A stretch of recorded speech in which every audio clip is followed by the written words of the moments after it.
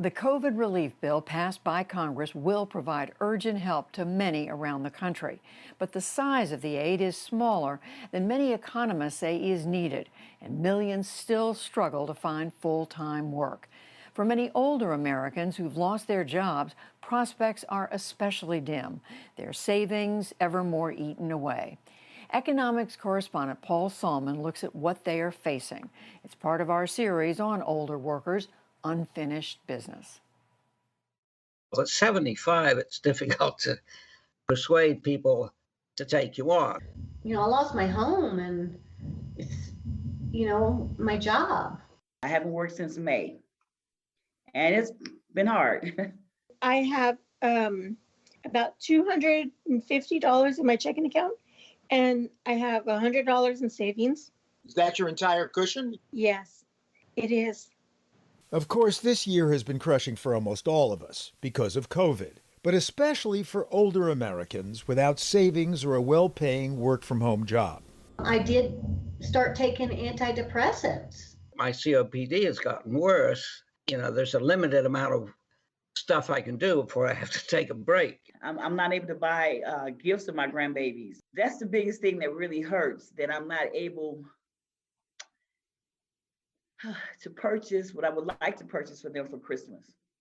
Older workers are really up against it for a host of reasons. First, of course, age and the bias against it, says 59-year-old Donna Rushing. I call it the invisible stage of life, where you stand at the meat counter and everyone is helped around you except you. It's just this invisible thing that happens at a certain point in age. And indeed, says labor economist Teresa Ghilarducci, older workers have a much harder time finding another job. They're on unemployment longer. Latest numbers, almost 1 million people 55 plus out of work for half a year or more. And if and when they do find a job, good luck getting anything that pays nearly as well as before, said Gary Burtless pre-pandemic. The older worker finds it more difficult to locate an employer willing to offer them that kind of a job, or even a job that potentially in 5 years' time will get them back to their previous peak. Office worker and nanny Celia Stevens has been jobless since March, has no prospects. You just get so beat up interview after interview when they're not hiring you. She's an older lady, somebody younger. I was always being interviewed by 20, 30-year-olds. And it's really emotional for me to go through that again. That was hard.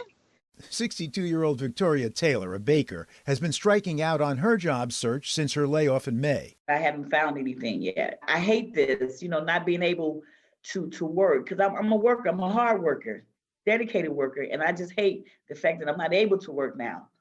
66-year-old Ohio driver Dave Heinfeld cared for a sick wife, told his boss he wouldn't deliver to food processing plants. He was canned. I just didn't want to play Russian roulette with my health. If I was 30 instead of 66, it would all be different.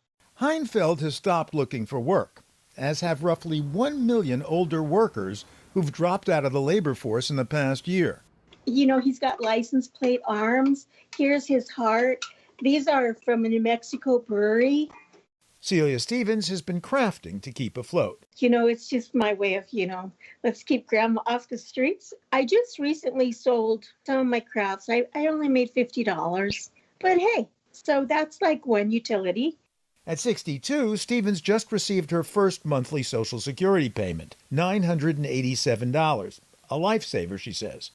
But if she lives into her 70s and beyond, it's going to cost her, says researcher Nari Ree. If you claim Social Security before full retirement age, which at this point is 67, so if you do it at 62 when you're first eligible, that can basically slash your monthly check compared to if you had waited until age 67. But that's a luxury Stevens can't afford, much less wait until 70 for the maximum benefit. I'm just squeezing by. Donna Rushing, too young for Social Security, was building a 401k with help from her employer. It was my only hope of having some kind of a retirement because they matched a large percentage of my salary. And so matching that in another position is going to be really hard. And she didn't just lose her job in Summit County, Colorado.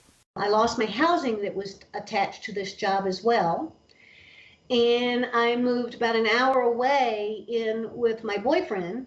If I hadn't had this place to go to, where would I be?